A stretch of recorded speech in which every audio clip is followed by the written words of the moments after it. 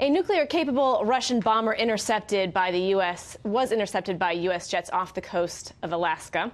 This is the first such provocation since last year. General Jack Keane joins us now with more insight on the situation. General, thank you so much for joining us. There's a couple topics that I want to get to, but this sort of caught our attention, not only because we saw it a year ago, almost to the day, but it also comes on an anniversary. So I just want to get your reaction to this. Well, to put this in a strategic framework, what's happening is we've returned to an era of big power competition once again. This is between the United States and Russia, United States and China, and fundamentally, as we've learned from the Cold War, these kind of big power competitions are test of wills. And here, what the Russians are actually doing is they're penetrating our air interdiction zone and they're testing our responses. We actually get to practice a little bit here.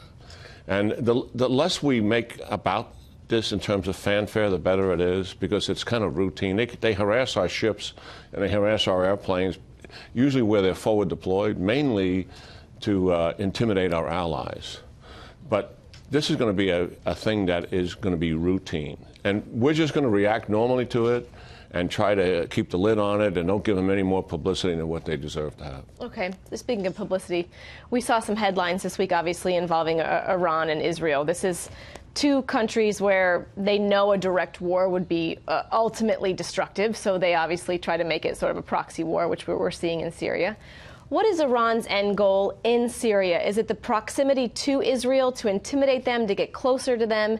And then how should Israel be responding, as they are?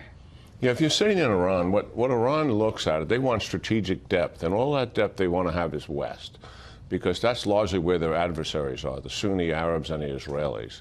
And they just want to paint a Shia canvas all the way to the Mediterranean. That's their strategic framework, drive the United States out of the region. That's why they've been trying to kill us for years and been successful at that. But we haven't left the region. And they see Syria as their strategic anchor point, because from there they can do so many things. One is Israel, and two is also the Arab states.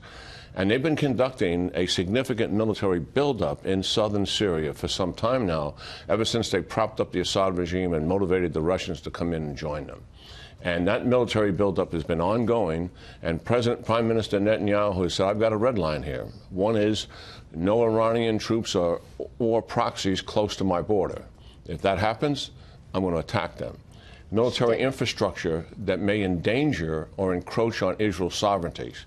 So Qasem Soleimani, who is head of the Al-Quds division of the Iranian Republican Guard Corps, he doesn't report to the Guard Corps commander. He reports to the Ayatollah, right, the supreme leader.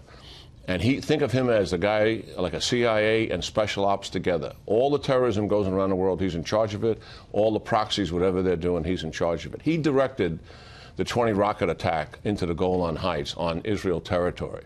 The Israelis responded with an overwhelming, not a proportion measured attack like we did with the chemical attack. They responded overwhelmingly and took away capability from them. They hit most of the entire Iranian infrastructure that was in Syria and did significant damage. The largest airstrike the Israelis have done since the Yom Kippur War in 1973. That's the significance. Netanyahu was sending a message to him.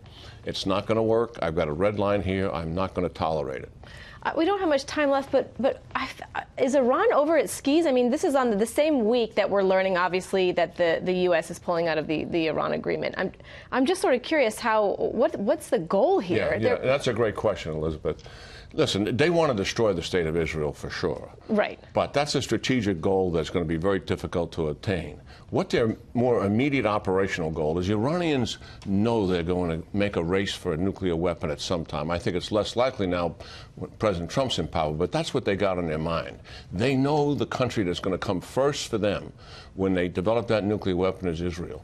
They want to be right there at Israel with thousands of rockets that they can encroach and fire into Tel Aviv and Jerusalem to discourage the Israelis from ever doing that attack. They've got 130,000 rockets in Lebanon right now that all can reach Tel Aviv and Jerusalem. They want to do the same kind of infrastructure across the 45-mile border into Syria, which would overwhelm Israel's missile defense system. That's their operational strategy.